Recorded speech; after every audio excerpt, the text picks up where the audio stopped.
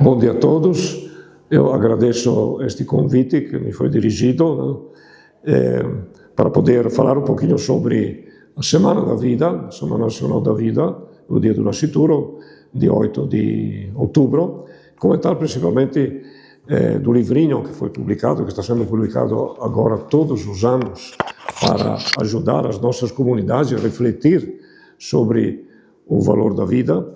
O quinto encontro deste livreto, da Semana da Vida, que fala do cuidado formal, gratidão aos profissionais da saúde.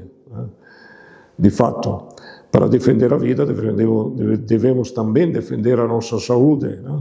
O quinto mandamento da lei de Deus, revelada a Moisés sobre os sinais, fala de não matar. Mas a primeira pessoa que devemos respeitar é a nossa própria pessoa. Tem o primeiro capítulo deste livreto fala dos cuidados que devemos ter com a nossa própria saúde. Aliás, o principal médico de vocês, de nós, desculpem, somos nós mesmos. E aqui se fala da gratidão para os profissionais da saúde. A prática da medicina é conhecida desde a antiguidade e os princípios aos quais a Igreja faz apelo, que sustenta, se encontra já na lei natural. De fato, no quarto século a.C., na Grécia pagã, que não tinha nenhum contato com Israel e, portanto, com a revelação, os médicos que eram ligados também à religião naquela época, criaram aquele que, durante muitos anos, foi também o juramento que todo médico devia fazer iniciando a sua profissão, o juramento de Hipócrates. Hipócrates, que era um médico grego, que falava que a vida deve ser respeitada desde a concepção, desde o ventre materno. E os profissionais da saúde são aqueles que não só respeitam desde o ventre materno, mas que depois promovem, nos ajudam a promover, defender, proteger a nossa vida. Sem dúvida, devemos ser ter uma grande gratidão para eles. Até na própria palavra de Deus, nos livros sapienciais, se encontram elogios para os médicos. Agora, na nossa sociedade moderna, este respeito pela vida, e os médicos são os primeiros que respeitam, que são chamados a respeitar e defender a vida, é defendido também numa declaração muito importante, que é a Declaração Universal dos Direitos Humanos, promulgada pela ONU em 1948, e naturalmente que se insere justamente dentro do espírito até do Evangelho.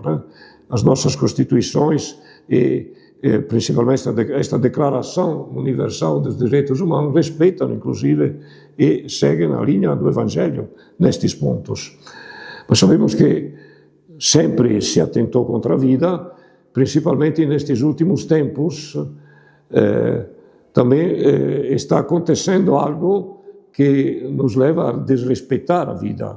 É sobre isto que quero um pouquinho refletir, porque desde sempre, faz quase 200 anos que se sabe como a vida inicia na concepção, ou seja, na união entre espermatozoide e óvulo e na tuba de Falópio, e ali começa todo ser humano, todos nós começamos aí, a nossa vida iniciou naquele momento, não iniciou quando nascemos. A vida inicia quase 8, 9 meses antes, E naquele exato instante se cria um novo indivíduo da espécie humana, com todas as suas características, principalmente genéticas. Os genes estão já todos vindo da parte do pai e da parte da mãe, vão caracterizar uma nova identidade. Portanto, um novo ser humano, no caso nosso. Não só um ser biológico, um ser espiritual também. Tanto é verdade que desde sempre a Igreja nos ensina que a alma, que é criada por Deus, é infundida exatamente neste momento, no momento da concepção. Portanto, a nossa vida intrauterina é tão sagrada como qualquer outra vida. E hoje em dia, na nossa sociedade moderna, estão entrando ideias espúrias, ideias contra este princípio, e que fazem com que, muitas vezes, a própria profissão médica seja distorcida.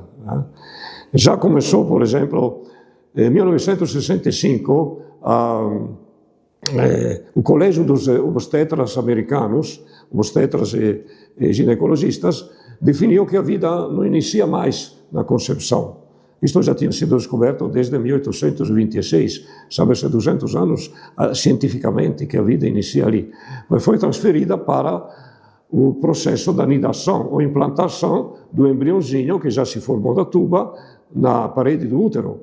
Então, por que isto? Porque naquela época já começavam a ser comercializados os anticoncepcionais hormonais que agem, que atuam no trecho, que atrasam esta viagem que o embriãozinho faz desde perto lá do ovário até o útero.